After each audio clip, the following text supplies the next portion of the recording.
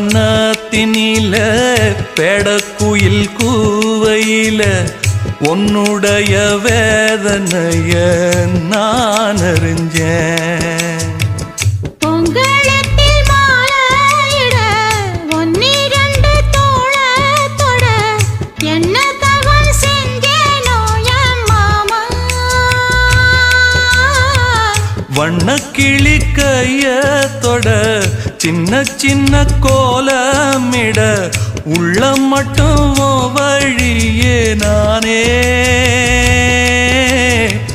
உள்ள மட்டும் வழியே நானே.